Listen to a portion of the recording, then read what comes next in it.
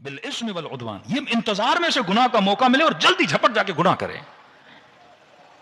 بعض لوگ نیک اس لیے کہ گناہ کا موقع نہیں ملا کہ نہیں، جس سے اللہ نے روکا ہے یہ اس سے رک جاتے ہیں، کبھی بھی اس چیز میں آگے نہیں بڑھتے جس میں اللہ نے روکا ہوا ہے. یہی صفت جناب سلمان کی نا، یہی صفت جناب قمبر کی نا کہ یسارعون فی الخیرات، ہمارے چاہنے والے اسی تقودوں میں ہوتے ہیں کہ مجھے کوئی ثواب کی محفل ملے، مجھے کوئی نیکی کی محفل ملے. قم المقدسہ میں ایک بوڑھا شخص رہتا تھا، اس کا چائے خانہ تھا، چائے بیچتا تھا بیچارہ، لیکن اس کی عادت تھی کہ ہر شب بدھ جم کران جاتا تھا، مس نہیں کرتا تھا. اب ظاہر زیادہ سے زیادہ چائے رات کو پی جاتی تھی، یہ تالا لگا کے دکان بند کر کے چلا جاتا تھا. تو لوگوں نے کہا بھائی جمعے کو بھی جاتے ہو، شب بدھ بھی جاتے ہو، کیا معاملہ ہے؟ صرف جمعے کو جاؤ، یہ شب بدھ کیوں جا رہے ہو؟ اس نے کہا نہیں، مر جاؤں گا لیکن امام زمانہ کی مسجد میں شب بدھ ضرور جاتا ہوں کہ کہیں مجھے امام زمانہ کی زیارت ہو جائے. انہوں نے اسے تھوڑی سی دھمکی دی مذاقن کہ بوڑھے اب اگر ہم نے تمہاری دکان بند دیکھی تو ہم تالا لگا دیں گے اور ہمیشہ کے لیے بند کر دیں گے. اس نے کہا تمہاری مرضی، تالا لگانا ہے تو لگاؤ. کہتے ہیں کہ ہم نے مذاقن اس بوڑھے کی دکان پہ تالا لگایا اور یہ شب بدھ اعمال وامال انجام دے کے اگلے دن صبح آیا تو دکان پہ کیا لگا ہوا تھا؟ تالا لگا ہوا تھا. اس نے کیا کیا، مارکیٹ گیا، اس سے بڑا تالا لیا اس نے اور اس نے وہ بھی لگا دیا.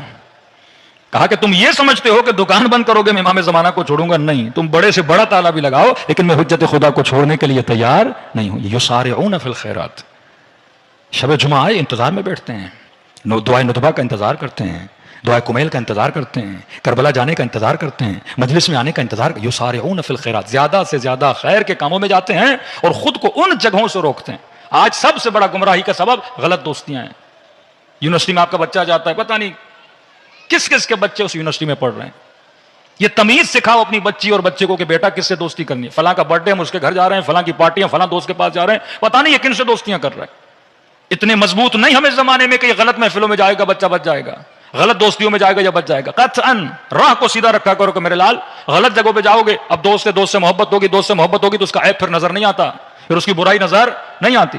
یونیورسٹی کی حد تک سلام دعا ہو، لیکن اگر یہ دیکھو کہ اگر اس کے اندر بری عادتیں ہیں، یا تو بندہ اتنا مضبوط ہو جناب ابراہیم کی طرح کہ ان کی عادتوں کو چھڑوا دے، یا بندہ اس سے کنارہ کشی کر دے کہ رسول خدا 40 سال کے عرصے میں مکے میں اعلان نبوت تک 40 سال تاریخ بتاتی ہے، نہیں ملتا کہ ان 40 سالوں میں رسول اس محلے میں گئے ہوں جہاں ابو سفیان والے رہتے تھے. جس طرح آپ کہتے ہو شہر کا وہ فلاں علاقہ پوش علاقہ ہے، یہ شہر کا نچلا علاقہ ہے.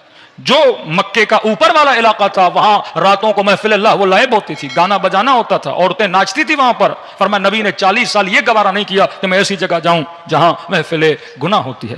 فرمایا اگر محفل نور میں رہو گے تو قلب نورانی ہو جائے گا. کیوں ان 10 دنوں میں امام حسین کی مجلس میں آتے ہو وجود نورانی بن جاتا ہے؟